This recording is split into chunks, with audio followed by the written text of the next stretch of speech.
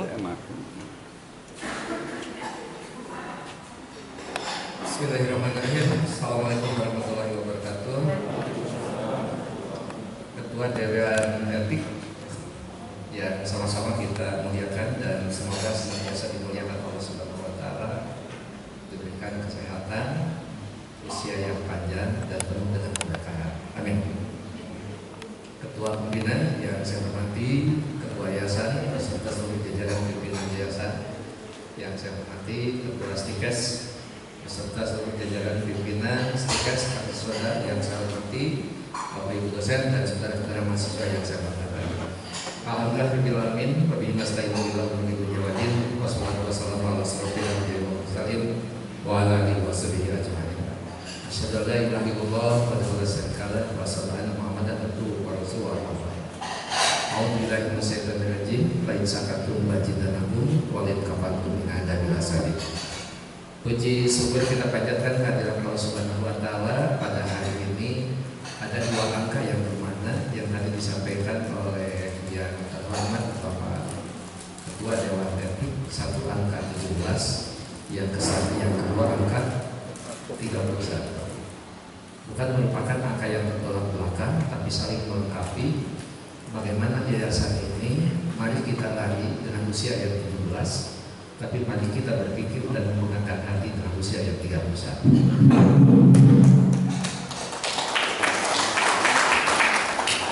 Dengan demikian, jangan terlalu banyak berpikir yang berbelit-belit, karena kita perlu lari, tapi juga jangan lari yang begitu cepat akhirnya kita celaka.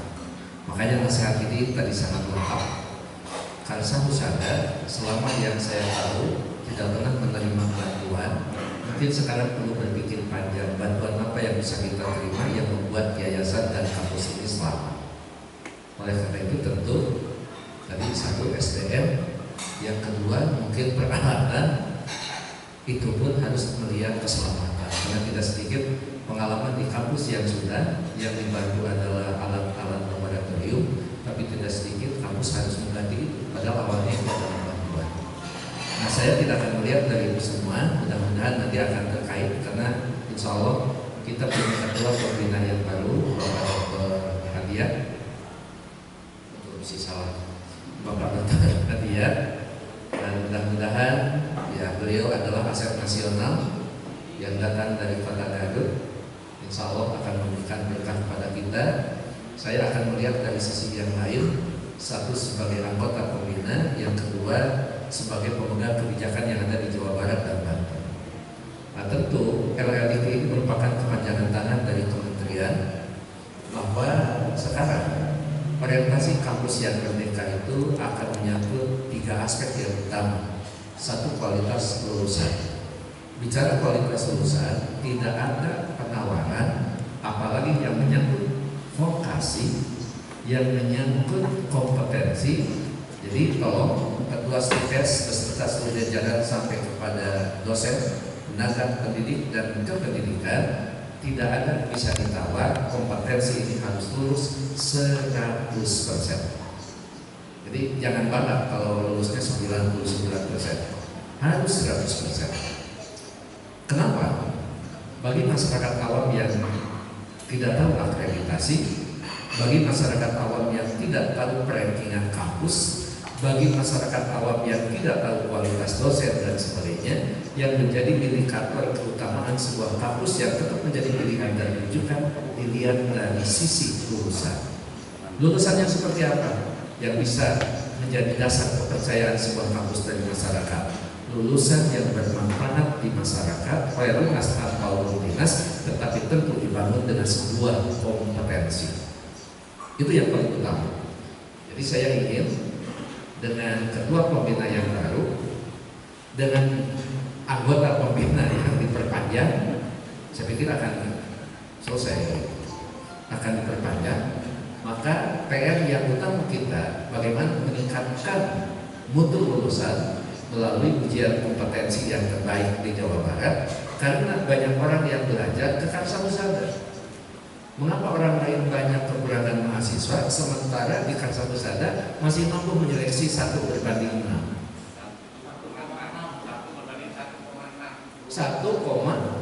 Oh iya, suara 6. Ya itu pun alhamdulillah karena yang lain mah bukan 1,6, satu-satunya kencan. Nah gitu. Jadi jangan sampai begini. Kita merasa di sini sudah bagus, orang lain yang belajar bagus ke kita, sementara pada hari ini data bisa menunjukkan kampus tetangga-tetangga kita sudah jauh meninggalkan kita. Ini yang bicara Sisinfo. DTH sudah melejit, Tikes Muhammadiyah Ciamis sudah melejit, Stiko Sekolah Tinggi Kesehatan Kuningan sudah melejit. Jadi banyak Pak Dokter, Pak Ketua Pembina, kampus yang belajar di Karsa Husada sekarang melejit melebihi Karsa Husada. Sehingga kebijakan kementerian yang perlu kita jadikan sebuah fondasi. Kalau kompetensi lulusan, kalau lulusan menjadi satu hal yang sangat kita nantikan, maka bagaimana dengan konsep kampus merdeka ini betul-betul menjadikan sebuah dasar pijakan pada saat menjalankan kampus ini.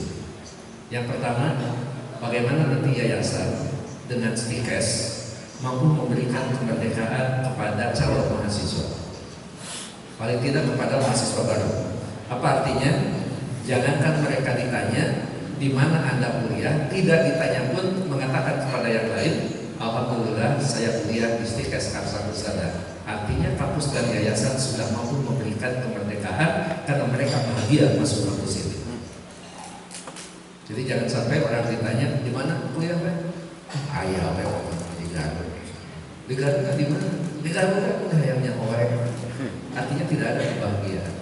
Dan saya ingin kalau kampus ini memberikan kebahagiaan kepada mahasiswa baru, maka semua sivitas akademika yang ada di sini, mulai dari yayasan sampai kepada cleaning service dan satpam harus menunjukkan kebahagiaan bahwa mereka bekerja di yayasan Karsa Husada atau yayasan Dharma Husada. Itu harus ada sebuah kebanggaan. Yang tahu di Jawa Barat dan Banten, alhamdulillah, saya diaku putra oleh Pak Amas. Orang lain tahu Karsa Husada itu miliknya Profesor Iman. Iya, sehingga di kantor sudah pada tahu kalau dalam suatu aktivitas tidak ada nama Karsa Husada, hati-hati, kepala Indonesia nomor gerak. Nah, oleh karena itu untuk yang pertama. Yang pertama, bagaimana kita memberikan sebuah penghargaan kepada mahasiswa baru dengan sebuah keyakinan dan pemahaman, apalagi sekarang ada psikolog. Pahami bahwa mereka punya potensi sedikit apa. Karsa Husada tidak lebih mudah mendidik dibandingkan dengan Unpad. Kenapa? Yang masuk ke Unpad itu homogen dengan kriteria standar yang sama. Karsa Husada, kalau kita menentukan standar seperti itu, saya yakin mahasiswanya akan sedikit. Oleh karena itu saya punya sebuah ungkapan yang ada sedikit vulgar yang perlu dipahami. Mohon maaf kepada mahasiswa. Saya selalu mengatakan yang di swasta itu adalah mahasiswa apa adanya, bukan apa-apanya ada. Apa adanya. Jadi kalau apa adanya itu bukan berarti kita menganggap mereka tidak punya apa-apa, tetapi potensinya segitu-gitunya. Tinggal bagaimana kita membawa mereka yang tadinya punya potensi menjadi kompetensi. Itu yang paling penting. Jadi dosen-dosen di sini jauh akan lebih berat, dan akan ternyata lebih berat manakala dosen itu hanya fokus pada jam mengajar, jam remedial, jam praktikum, tetapi tidak pernah berpikir tentang kesuksesan masa depan dirinya. Ini yang akan mencelakakan. Kenapa? Boleh tanya Pak Hadiah, mengapa beliau bisa jadi dokter dan MA? Boleh Anda bertanya kenapa saya bisa jadi profesor? Kita tidak bisa berperilaku itu tunggal gitu, singular, tapi perlu paralel. Itulah manajemen diri itu penting.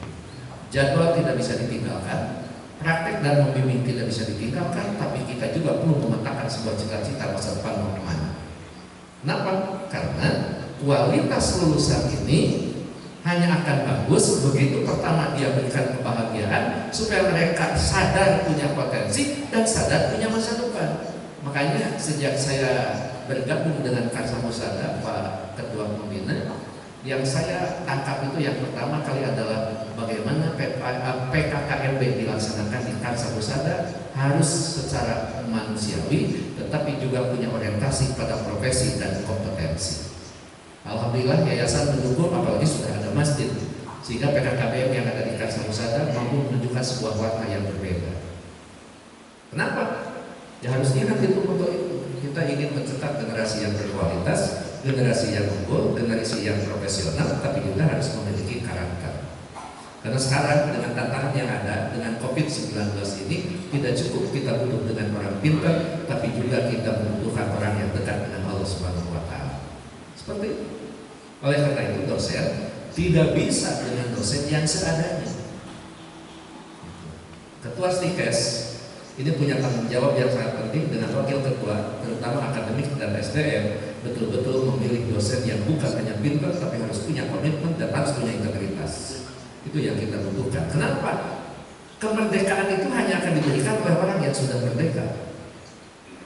Kita tidak mungkin memberikan kemerdekaan kalau diri kita sendiri belum merdeka. Oleh karena itu, tidak mungkin kampus ini akan memberikan kemerdekaan kepada mahasiswa baru apabila kampus ini tidak merdeka. Apa merdekanya? Pada saat potensi harus diubah menjadi kompetensi, berikan dosen yang terbaik. Yang terbaik itu tidak semudah membalikan telapak tangan.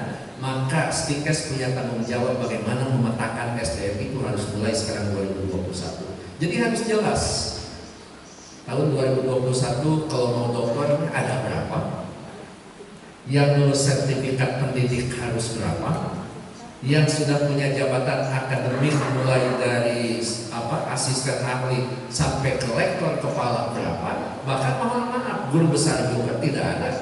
Keharapan di Stikes tidak ada guru besar. Silakan, tapi itu tidak bisa hanya pemikiran yayasan, tidak bisa hanya pemikiran pimpinan di Stikes tanpa dipikirkan oleh dosen yang bersangkutan untuk muncul sebagai orang yang bisa mewujudkan dirinya. Ini sangat berat. Jadi tidak bisa.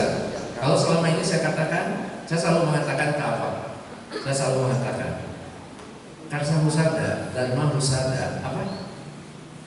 Salah yayasan Dharma Husada Insani. Dharma Husada Insani. Dharma Husada Insani tidak cukup investasi di bangunan, tidak cukup investasi di tanah, tidak cukup investasi yang sifatnya materialistik, tetapi yang akan membangun kampus ini investasi kita coba tambah di sumber daya manusia. Apakah sumber daya manusia itu dosen? Bukan hanya dosen.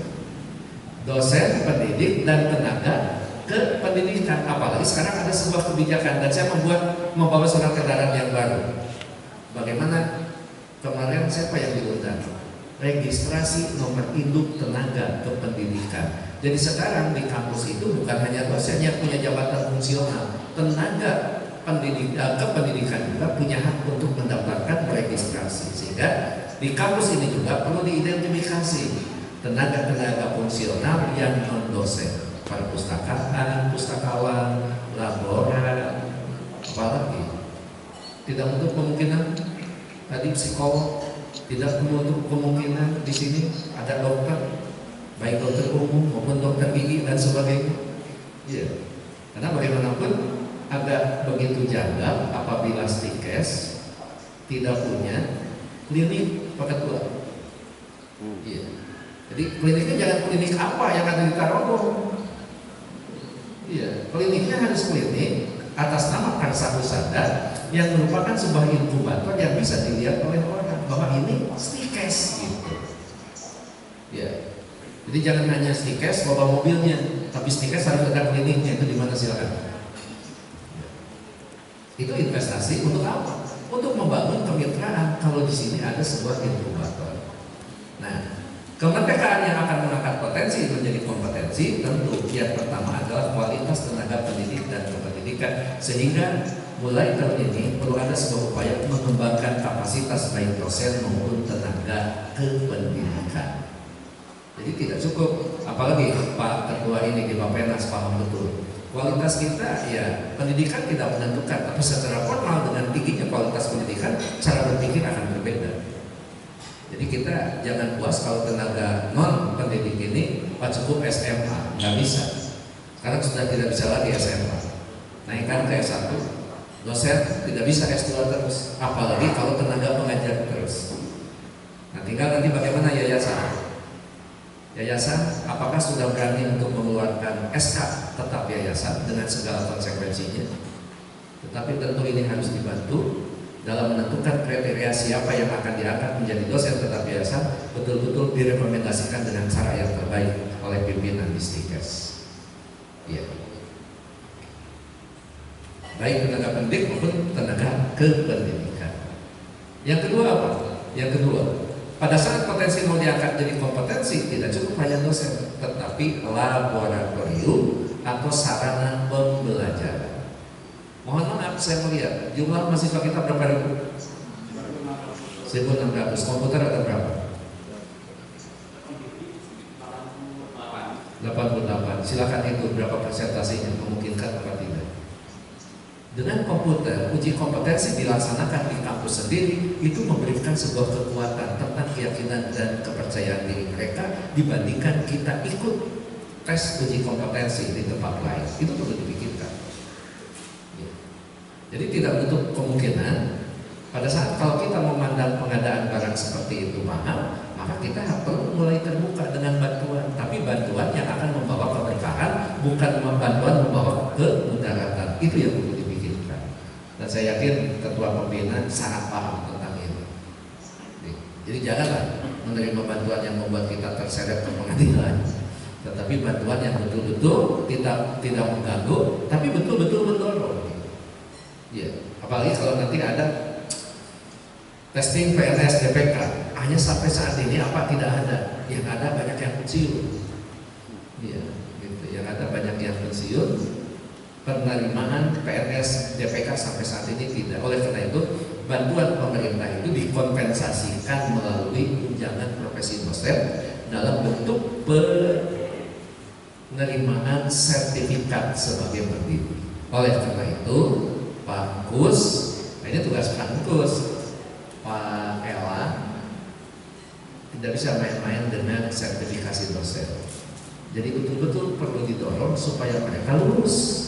Nah kalau mereka lulus 2,6 minimal, dari yayasan katakan saja 2,5 atau 3 juta, sudah berapa sebulan? Dengan cara seperti itu, bagaimana dosen-dosen oleh ketua prodi diangkat untuk bisa memetakan. Apakah dengan pendapatan biasa 3 juta, kemudian sekarang mendapat 5,2, harus semuanya habis karena kita berpikir tentang cicilan Avanza? Itu yang perlu dipikirkan. Jadi sisihkan untuk kuliah. Kuliahnya di mana? Contoh ketua pembina, nggak usah nasional seperti saya ini kan dokter lokal. Ambil dokter internasional. Apakah di internasional semuanya baik? Tidak. Apakah di lokal semuanya jelek? Tidak. Tetapi pada saat kita pernah keluar negeri akan membuat dan membawa pengalaman dengan kultur yang berbeda. Jadi nanti Anda kuliah ke luar negeri, bawa ke sini yang terbaik bagi kampus ini, dan kampus ini akan lebih cemerlang karena Anda membawa sesuatu yang bermanfaat, tidak hanya gelar yang Anda bawa. Boleh lihat itu Uniga. Di Uniga itu ada Fakultas Kewirausahaan.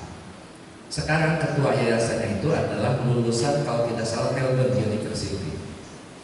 Nah, kewirausahaannya jangan di Jati, yang di sini dekat STKIP. Nah, teman-teman yang lulusan STKIP tahu itu STKIP. Di belakangnya itu ada bangunan Fakultas Kewirausahaan yang dibangun dengan cara berpikir seorang anak lulusan dokter dari Australia, dan kampusnya itu bukan mewah tetapi menyenangkan karena di situ tidak kelihatan kampus yang umum dibandingkan dengan bangunan-bangunan yang lain. Jadi semerbak itu membuat orang nyaman di situ. Jadi jangan sampai ada sebuah istilah mahasiswa tidak betah di kampus tapi lebih betah di kafe, maka mereka mengubah bagaimana supaya mahasiswa betah di kampus. Ya, kecuali masa pandemi tetap protokol kesehatan perlu diikuti. Nah, ini laboratorium. Jadi laboratorium itu Pak Gus, ada laboratorium yang sifatnya umum bisa digunakan oleh semua prodi, tetapi ada hukum mati, tidak bisa prodi itu tanpa memiliki laboratorium yang khusus. Ini perlu dipikirkan. Kenapa? Karena sebuah kompetensi itu hanya dibangun akan baik dengan 4 aspek. Aspek yang pertama perkuliahan. Jadi hati-hati Bapak Ibu yang kuliah itu harus benar-benar kuliah. Karena andalannya hanya di kuliah anak akan pintar. Yang kedua, hati-hati praktikum. Dengan dosen yang bagus akan memberikan cara kuliah yang bagus. Itulah kemerdekaan yang diberikan oleh kampus kepada mahasiswa, sehingga mahasiswa punya sebuah kebanggaan. Alhamdulillah dosen saya si A, dosen saya si B. Jangan sampai menyisakan sebuah kesan yang negatif bagi mahasiswa. Saya bicara di sini bukan sebagai LLDT, walaupun sedikit banyak menyerempet, tapi sebagai pembina yang punya tanggung jawab untuk itu. Tunjukkan yang terbaik. Karena bagi saya dosen itu tidak gaib. Dosen itu harus bisa dilihat, harus bisa dirasakan, dan harus bisa dicontoh. Semuanya, bukan hanya dosen. Boleh Bapak? Kan Pak Elang sering ke LLDT. Bedakan satpam di LLDT? Iya. Seragamnya sama, perilakunya beda. Kenapa? Begitu saya masuk ke Kopertis, maka saya katakan, Anda jangan pernah berpikir bahwa Kopertis ini adalah kerajaan sehingga kampus-kampus itu harus nyembah-nyembah ke Anda. Enggak. Justru mereka datang ke sini yang akan menghidupkan Anda semua. Kalau PTS itu tidak ada, maka Kopertis harus ditutup. Dan kalau Kopertis ini ditutup, maka Anda akan mati. Kalau mati, nyawa Anda akan hilang. Anda di sini memelihara nyawa. Kalau Kopertis ini tidak ada, maka saya akan balik lagi ke UPI. Sehingga kalau ada orang bertanya, kenapa tuh Bapak ke Kopertis? Saya nyambung nyawa. Ya, kan begitu. Saya nyambung nyawa. Jadi di sana satpam itu saya tegaskan, Anda seragamnya seragam satpam, tapi jangan pernah mengikuti sebuah tabiat seperti tukang parkir. Saat mobil datang tukang parkir tidak ada, saat pulang tukang parkir tiba-tiba muncul. Enggak, sejak kamu datang sampai keluar kamu harus ada. Maka sekarang memberikan sebuah pelayanan yang terbaik, dan boleh bedakan satpam di LLDT itu humanis. Kenapa humanis? Karena kami punya nilai harmoni. Dari mana itu harmoni? Diambil dari nama hotel yang ada di Cipanas. Iya, saya juga bingung gitu. Itu harmoni gitu. Saya tidak tahu apa saya cerdas atau tidak. Hanya itu apa? Humanis. Bahwa LLDT harus tampil sebagai lembaga yang sangat humanis, betul-betul memperhatikan sisi kemanusiaan. Sehingga ke sana tidak ada lagi sekarang yang datang ke sana tidak dilayani dan tidak dihargai. ULT boleh dilihat, itu yang terbaik di Indonesia. Ayo cik kopi, ayo cik teh, karena tinggal di tadi, seberapa kali tadi mungkin. Enggak lah. Ada, bukan hanya itu. Sekarang kalau dosen datang ke WLT bawa bayi, sudah ada tempat untuk menyusui. Yang tidak ada itu tempat untuk tidur. Tapi kalau untuk menyusui ada. Gitu kan? Biasanya kalau dosen-dosen tidurnya itu di selasar masjid. Ya. Hah? Ya iya, ada yang kalau pakai baju seragamnya ada biru kayak Jawa-Jawa, toska nggak boleh dikansa merah. Namun ayam sare datang karwanan kepala kan ayam kamar tidur gitu, nggak boleh. Oke, kita lanjutkan. Kemerdekaan itu satu dosen, yang kedua sarana. Tadi laboratorium. Kenapa? Karena kompetensi itu dibangun satu dengan perkuliahan yang bagus, yang kedua dengan praktikum yang bagus. Kuliah bagus dengan pengetahuan yang sangat luar biasa dan menunjukkan bahwa dosen itu aslinya tidak bisa menunjang kompetensi manakala praktikum di laboratorium acak-acakan. Jadi perlu menugaskan petugas laboratorium, penanggung jawab laboratorium yang bukan hanya bertanggung jawab atas peralatan yang ada, tapi juga bertanggung jawab atas pelaksananya praktek yang benar. Begitu juga magang. Nah ini magang. Magang jangan pernah mahasiswa diberikan tempat untuk memilih. Mohon maaf. Karena saya mahasiswa dulu. Karena saya mahasiswa, maka saya akan memilih tempat yang memudahkan bagi saya. Pada amok, nilainya A, itu kan Pak dia. Jadi pilih tempat yang terbaik. Tempat yang terbaik itu apa? Tempat yang terbaik yang mampu mahasiswa menunjukkan kiprahnya dengan kompetensi dia sebagaimana prodi yang dia miliki. Jadi kalaupun Anda nanti membuatkan teh manis dan kopi bagi kepala puskesmas, itu urusan lain. Tapi Anda jangan sampai punya nilai A gara-gara sering membuatkan teh manis dan kopi. Itu kan jadi repot itu. Nah, kekhawatirannya apa? Pada saat mahasiswa pulang praktek, bukan bicara kepada ketua prodi bahkan ketua stikes, tapi akan membunuh stikes ini kepada adik-adiknya. Kamu kuliah nggak usah ngoyo. Nah praktek mampu mengurang, jadi itu. No penting mah siate datang kumaha poe, geusik datang hadir, mun dititah ku kepala bagian nurut kata. Enggak bisa Bu. Tetapi harus sebaliknya. Bicara ke ketua stikes, bicara kepada wakil akademik, Bapak, ternyata praktik itu lebih berat daripada praktikum yang pernah saya alami di kampus ini. Mungkin kan terjadi dialog, Pak Iwan akan nanya, terus kamu gimana? Ya alhamdulillah, kami tidak mau memalukan kampus yang sudah besar ini, sehingga kami menunjukkan cara praktek yang terbaik, dan alhamdulillah nilai kami bisa dipertanggungjawabkan. Itu yang saya harapkan. Yang ketiga, kalau kuliah sudah benar, praktek sudah benar, lakukan ujian dengan benar. Kalimat ini sudah berkali-kali saya sampaikan.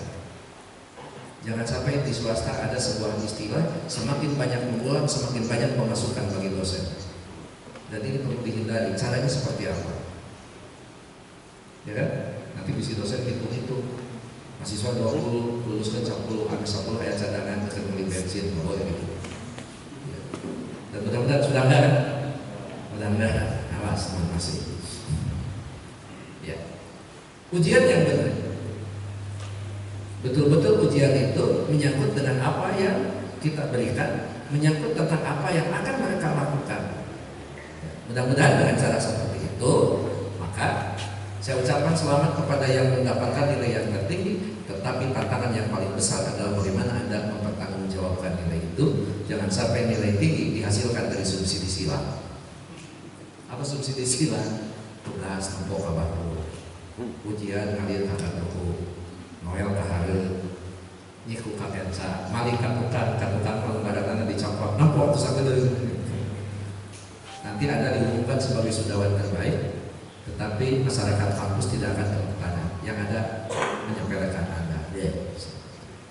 Saya tahu ibatul luar bentuk besok siti, adanya omongan masih subsidi silang. Nah ini kan membahayakan kampus juga. Oleh karena itu, saya selalu mengatakan, apalagi di sini sekarang ada psikolog, mohon bantuan, ada dokter bimbingan dan konseling. Bagi saya dipegang rata-rata 3,2 itu kecil. Karena semua mahasiswa minimal 3. Minimal 3 Pak Bos. Tidak boleh kurang dari 3. Kenapa kalau kurang 3? Administrasi saja tidak akan lolos, apalagi uji kompetensi. Sekarang yang diterima itu di pemerintah itu IPK minimal 3. Jadi kalau tadi ada yang 3 dan ada yang 4, maka rata-ratanya pasti naik di 3,5 sekian. Bukan berarti bahwa dosen tidak usah memeriksa hasil ujian karena harus dikasih 3. Bukan. Bikin anak yang 2,5 itu dibimbing bagaimana mereka supaya menjadi 3. Itu tugas dosen. Nah, dan bagaimana pada saat kita menemukan mahasiswa yang SMA 3 canpok, itulah sebetulnya penelitian yang perlu dilakukan, Pak. Jadi penelitian itu tidak harus selamanya yang menyangkut pokok kesehatan, tetapi di kelas pun kalau subjeknya adalah mahasiswa kesehatan, itu kan diakui begitu, diakui. Dan yang paling utama penelitian itu, yang paling dasar luarannya, sebelum jurnal, sebelum artikel, sebelum buku, minimal memperbaiki kualitas proses perkuliahan. Jadi sekali lagi, nilai itu minimal harus 3, yang 2,5 harus 3, yang 2 juga harus 3, tapi bukan berarti langsung diberikan 3, tapi harus dibimbing sampai minimal mencapai 3. Gitu. Karena saya pun sebagai produk dari itu. Kalau tidak salah pernah cerita di Karsa juga. Ya saya kebetulan tugas saya sering dilihat oleh teman-teman. Ini waktu S3. Dilihat. Yang melihat dapat A, Muhammad Syahirman menang C. Apa tidak menyakitkan itu? Ya, tapi masa saya harus protes ke teman-teman? Tetapi saya punya kebanggaan karena teman-teman menyampaikan permohonan maaf. Aduh maaf ya Pak Uman, kok saya jadi A, Bapak dapat saya bilang nggak apa-apa karena memang takdirnya sudah begitu. Tapi yang saya senang, dosen saya paham kalau saya tidak puas dengan nilai itu. Apa yang dilakukan oleh beliau? Bagi yang tidak puas dengan nilai tugas, silakan memperbaiki tugas. Jadi tugas saya itu setiap minggu cipta report, book report, belum lagi harus memperbaiki tugas tadi. Tugas yang tadi baru mendapat nilai A seminggu sebelum ujian akhir semester. Saya perbaiki sampai bingung. Nah, lalu kudu diomean aja batu menang saya naik lain kena A, checklist. Akhirnya ke bank, begitu seminggu mau ujian baru A. Begitu ujian dibuka saya dapat A, maka saya temui dosen saya. Pak, terima kasih nilai saya sudah A. Iya, iya boy. Tadi saya bilang saya mau ada pertanyaan. Tidak jadi masalah kalau saya tanya. Silakan. Saya katakan begini, kenapa Bapak menilai saya dengan teman dengan kriteria yang berbeda? Itu saja pertanyaan. Terus beliau jawab apa? Senyum. Setelah senyum baru beliau mengatakan, ya emang dibedakan.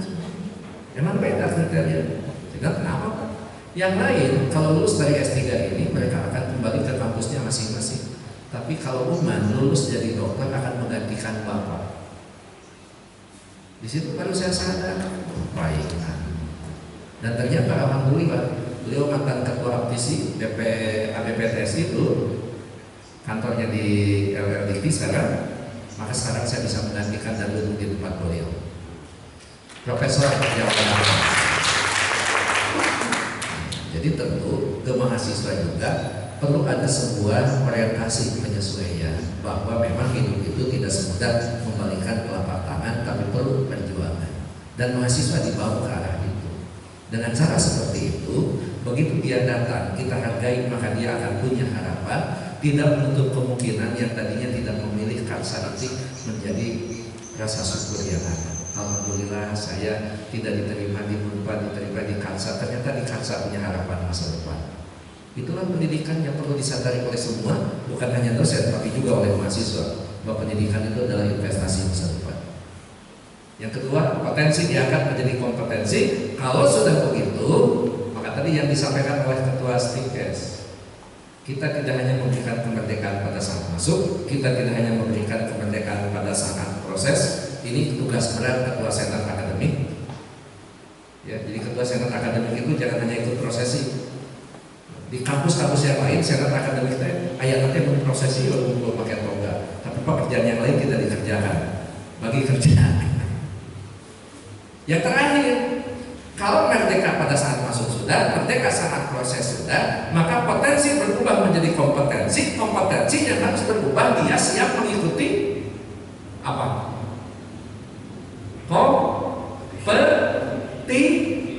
Kompetisi. Jadi percuma Anda kompetensinya lulus tapi tidak siap berkompetisi dengan orang lain, maka itu artinya daya serap Stikes Karsa Husada jeblok. Jadi bagaimana kita mendidik anak-anak kita untuk menjadi pemenang, winner, bukan loser. Bagaimana mendidik anak-anak kita untuk menjadi leader, bukan jadi follower. Tetapi tolong dicatat, itu tergantung kepada pendidik yang ada di sini. Makanya dosen tidak lagi bisa kita abaikan. Betul-betul dosen tenaga kependidikan dipilih orang-orang yang terbaik, dan bagaimana kita memberdayakan orang-orang yang sudah ada menjadi orang-orang yang lebih baik. Itu. Jadi bukan bagi yang di sini dibubarkan. Mari Wakil Rektor, mari Dewan Pengawas menelaah apa yang perlu kita kembangkan demi tegaknya Karsa Husada sebagai kampus yang terbesar di Garut, menjadi kampus yang pertama dan utama. Nah, kalau ini sudah benar, maka mau tidak mau kurikulum dan pembelajaran perlu ditingkatkan. Kurikulum sesuaikan dengan tantangan zaman yang ada, karena kompetisi itu hanya bisa dimenangkan manakala kompetensi itu betul-betul mampu menjawab tantangan zaman yang ada di masyarakat dan mampu menjadi solusi setiap persoalan yang ada di masyarakat. Jadi bagaimana kita membuat visi dosen-dosen ini, membuat visi tenaga kependidikan yang ada di sini betul-betul dengan sebuah prinsip orang Sunda, kan saya jadi salawi, kadara jadi salama. Tidak bisa tadi yang dikatakan oleh apa, muilka itu, muilka dia, ya kita tidak akan ada hasilnya.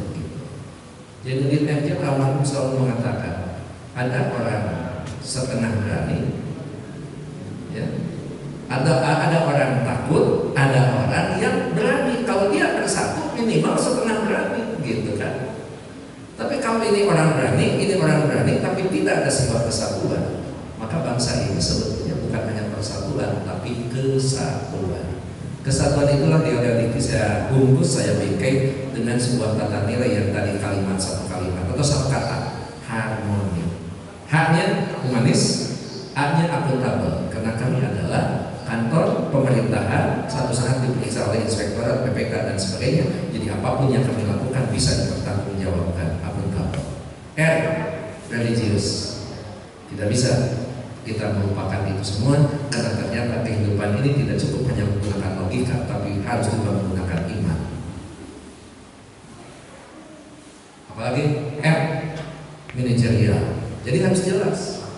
Pada saat kita duduk, pada saat kita berfungsi, maka kita perlu berperan. Ketua tugasnya apa, wakil ketua tugasnya apa, kepala bagian akademik apa, KBU apa, keuangan apa. Nah, itu secara manajerial dalam sebuah satu kesatuan. Selalu optimis dan selalu objektif. Iya. Tanggal 14 kemarin saya menyerahkan SK kelulusan 14 orang, lektor kepala 24 orang, dan sekarang selama saya jadi kepala LLTT sudah saya serahkan 30 profesor. Itu sebuah rekor itu. Dan rekor yang tertinggi yang selalu saya ingat, saya jarang mendatangkan SK tingkat 1 saja. Catat itu. Jadi saya juga kangen gitu. Ayo namanya kesempatan nonton ulang tahun. Anak-anak yang usaha deui, kok di mana ya kan satu saja. Kenapa? Kita sekarang mau akreditasi. Yang klaster penilaian yang paling tinggi itu bukan tenaga pengajar, asisten ahli juga enggak. Asisten ahlinya asisten kan. Beda dengan lektor kepala, lektor yang kepalaan. Lebih komplit gitu. Jadi bagaimana ini? Engkus, apa engkus? Itu tanggung jawab engkus. Tidak bisa mereka dibiarkan begitu. Makanya harus ada sebuah aturan, SOP yang jelas. SK Yayasan, setelah SK Yayasan NIDM, setelah 1 tahun dari NIDM, ajukan asisten ahli dengan sebuah persyaratan yang ditentukan kepala LLTT apa. Sebelum mengajukan asisten ahli wajib ikut pekerti. Pekertinya mau ikut ke yang lain, mau di IHT di sini jauh lebih murah seperti ya kan? Begitu asisten ahli sudah didapat, di asisten ahli tidak ada syarat apapun kecuali ijazah, kemudian bikin karya makalah, ada daftar ngajar selama 1 tahun, selesai kan? Begitu sudah jadi asisten ahli, 1 minggu kemudian impasing. Setelah impasing datanya eligible, diundang ikut sertifikasi dosen. Dan tolong jangan pernah berpikir katanya rektor dulu nanti asisten ahli. Enggak, yang lulus dulu. Ya. Jadi kalau ada yang tidak lulus jangan punya apa-apa. Kita akan lulus karena nanti rektor dulu. Ya kalau gitu itu sama aja kita diskriminasi. Enggak ada itu. Pokoknya lulus. Makanya bagaimana kampus ini menyiapkan orang-orang yang lulus dan bagaimana yang lulus bisa membimbing yang ikut sertifikasi dosen. Nah kalau sudah asisten ahli, kenapa 2 tahun?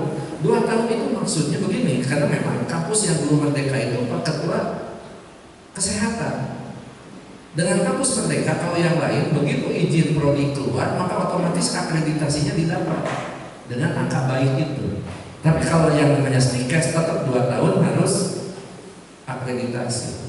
Nah kemarin saya sudah bicara ke Wakil Komisi 9 Dede Yusuf, sudah bicara ke sekretariat kabinet, sudah bicara ke anggota DPD yang datang ke situ. Saya katakan kami memang punya pekerjaan program yang utama kampus merdeka, tapi masih banyak kampus yang tidak merdeka. Apa? Kesehatan.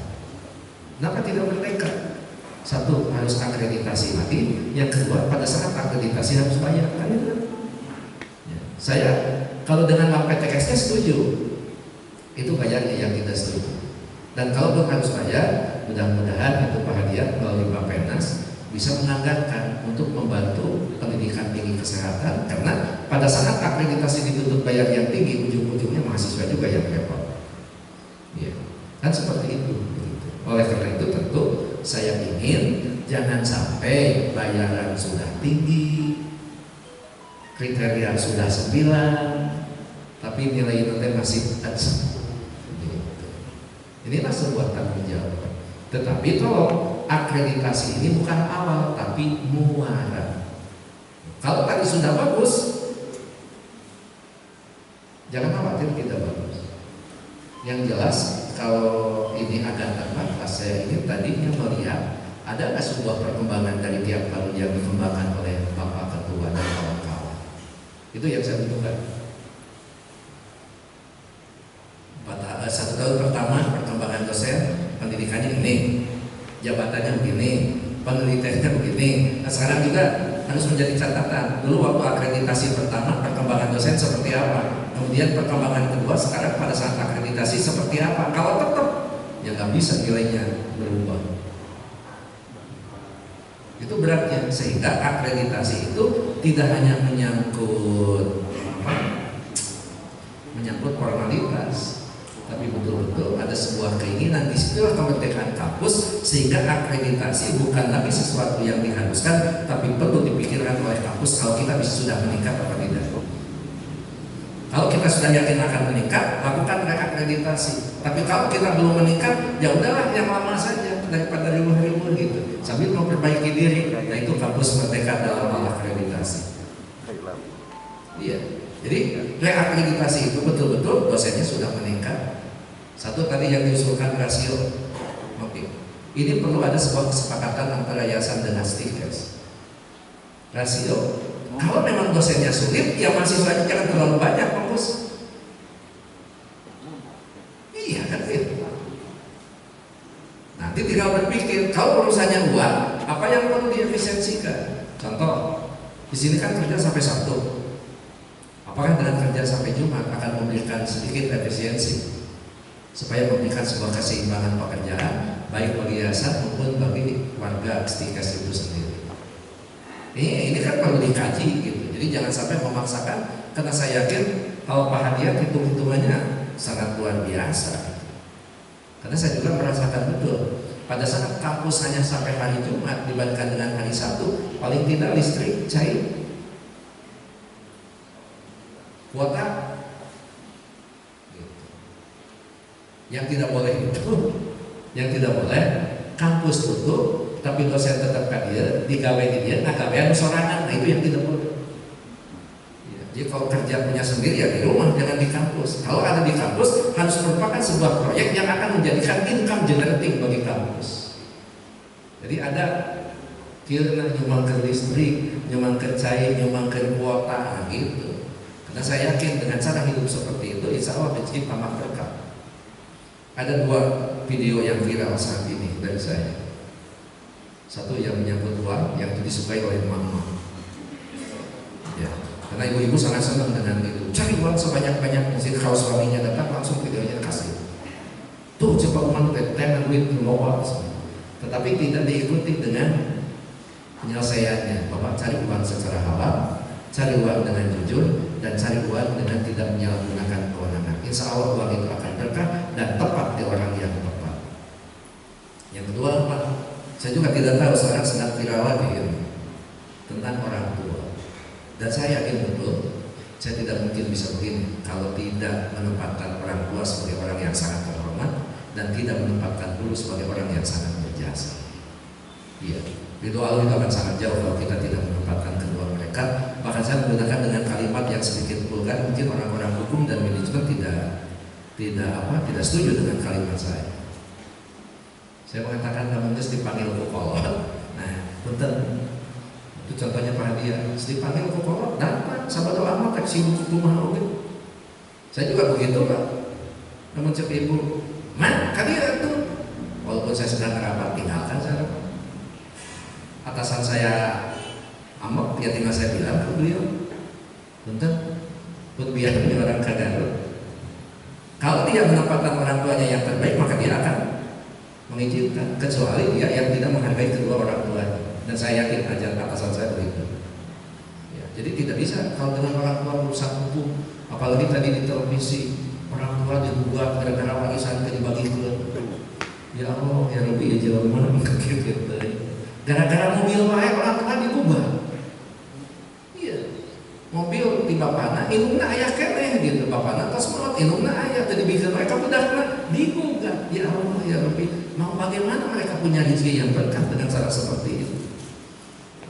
Oleh karena itu saya ingin orang tua itu kan juga guru juga orang tua.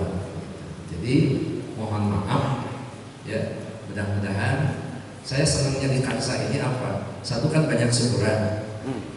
Ya, syukur apa ya? Benar, nah itulah yang akan mendatangkan rezeki. Tapi tentu kalau kampus yang baik itu sekarang ada sebuah orientasi yang berbeda.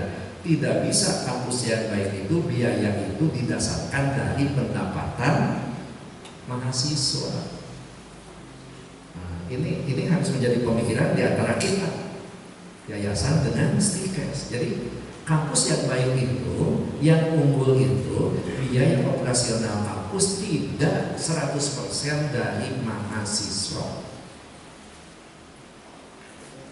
Apa ada sumbangan alumni? Nah, oke. Ya, kalau tidak ada sumbangan alumni, maka dosen-dosen perlu melakukan penelitian yang luarannya bisa bermanfaat bagi masyarakat. Sehingga tetap Tridharma perguruan tinggi ini yang namanya pendidikan dan pengajaran itu bukan pendidikan dan pengajaran itu satu kata yang tidak bisa dipisahkan.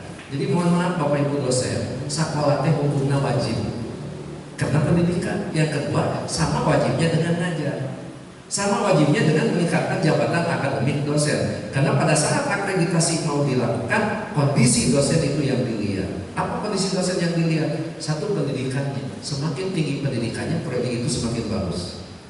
Yang kedua, jabatan akademiknya. Semakin banyak yang rektor kepala minimal, kalaupun tidak berurusan itu semakin baik. Tapi kalau yang banyaknya adalah asisten ahli, mohon maaf, itu tidak dikatakan prodi berkualitas. Karena asisten ahli belum punya kewenangan untuk menjadi penanggung jawab mata kuliah. Bahkan menguji dan membimbing pun belum punya kewenangan. Itu kalau dosen. Jadi yang teman-teman yang masih muda jangan merasa tersinggung pada saat belum bisa menguji, emang belum punya kewenangan. Kalau begitu siapa yang sudah punya kewenangan? Ya minimal rektor, kalau tidak rektor kepala. Jadi Pak Ibus punya tugas bagaimana naikkan jabatan akademik ini. Harus secara periodik, harus tegas. Gitu. Yang ketiga apa? Rasio dosen dan mahasiswa. Kita standarnya kalau kesehatan 1 berbanding berapa? Ya? 30 kan? Iya. Walaupun tadi 127 itu masih bagus, tetapi tidak hanya melihat jumlah, tapi melihat tadi jabatan akademik, kualifikasi akademik, itu juga harus dilihat. Oleh karena itu saya minta nanti Pak Ketua STIKES betul-betul membuat peta tahun sakieu sahat kuliah, tahun isu sahat kuliah. Bahkan mohon maaf, saya sekaligus karena waktu pelantikan tidak bisa hadir, mengucapkan selamat Pak Fus menjadi ketua STIKES, tapi ada sebuah tanggung jawab yang perlu satu saat nanti diberitahukan kepada saya. Siapa nanti pengganti Pak Fus, generasi muda yang bisa menggantikan kita semua. Kan karena kita itu terbatas dengan usia. Tidak mungkin ketuanya Pak Fus terus, tidak mungkin wakil ketuanya Pak Ewan, Pak Aceh dengan Pak Dede. Siapa yang akan dibesarkan oleh kita? Tentu peta itu harus ada. Pak Soeharto punya GBHN, maka kita punya Renstra, kita punya RKAT, maka kita punya Renal. Dari mana itu datanya? Dari prodi. Jadi pengkaderan yang utama itu adalah ada di ketua prodi. Iya. Silakan prodi bersaing dengan prodi yang lain, tampil sebagai prodi yang terbaik. Terbaik dalam urusan dosen, terbaik dalam urusan penelitian, terbaik dalam urusan pengabdian. Buat program, sampaikan kepada ketua STIKES. Nanti baru ketua STIKES yang akan berbicara dengan yayasan dalam menentukan anggaran berikutnya. Tetapi anggaran itu perlu diawasi dengan segala hasilnya. Ini Dewan Pengawas juga harus punya beban yang betul. Ini rencananya seperti ini, pelaksananya seperti apa? Karena tadi saya menggunakan prinsip akuntabilitas, religius, optimis, objektif, M, nationality, dan I, integrity. Ya, jadi dengan kalimat itu semua aspek terbangun sehingga kita tidak bisa mementingkan diri sendiri karena kita juga sebagai bagian dari bangsa ini. Kalau STIKES ini bagus, Garut bagus. Kalau Garut bagus, Jawa Barat bagus. Kalau Jawa Barat bagus, Indonesia bagus. Jadi jangan pernah berpikir orang kampung, saya juga orang kampung, harus ngomong. Kalau mahasiswa yang IPK-nya bagus, Anda jangan hanya berpikir jadi ahli madya, jadi sarjana. Jadi dokter saat kembali lagi ke Kansas ini sebagai seorang pendidik. Mau jadi dosen? Amin. Iya, harus begitu. Dokter bobo-bobo. Jangan kamu semua bobonya benar. Saya pikir itu. Jadi 3 aspek Pak. Satu, kualitas lulusan. Yang kedua, kurikulum dan pembelajaran. Jadi tidak menutup kemungkinan nanti di setiap prodi yang namanya digital itu harus dimulai. Yang ketiga apa? Yang ketiga dosen dengan proses pembelajaran. Bagaimana proses pembelajaran yang sekarang menjadi jenuh karena anak mahasiswa hanya lihat dosen seperti di televisi, bagi jam menarik, membuat jenuh. Makanya dimulai dengan PBL, proyek disiplin. Itulah yang sebenarnya akan meringankan beban mahasiswa pada saat dia harus praktek. Kan seperti itu. Dan saya turut berduka cita di antara warga kita kemarin ada yang meninggal dunia. Jadi tolong sampaikan ke teman-teman, kami berduka cita dan tolong hati-hati kalau pakai kendaraan. Itulah kehati-hatian itu penting. Kebanyakan wanita itu kalau naik motor bisa ke kanan, belok ke kiri. Contoh laki pakai sen, belok ke rumput. Udah jelas mobil mau belok ke kiri, mepet ikan ayo ke dompet. Nah, jadi hati-hatilah karena bagaimanapun keselamatan itu tergantung kepada kita yang membawa diri kita. Saya pikir itu sekali lagi terima kasih saya bangga dengan Kalsa Husada, tapi saya juga bukan berarti meminta yang berlebihan karena saya tahu di sini potensi ada untuk itu semua. Terima kasih. Assalamualaikum warahmatullahi wabarakatuh. Terima kasih kami ucapkan kepada Bapak Profesor Dr. Haji Iman Sudarman SMPD selaku pembina studi sosial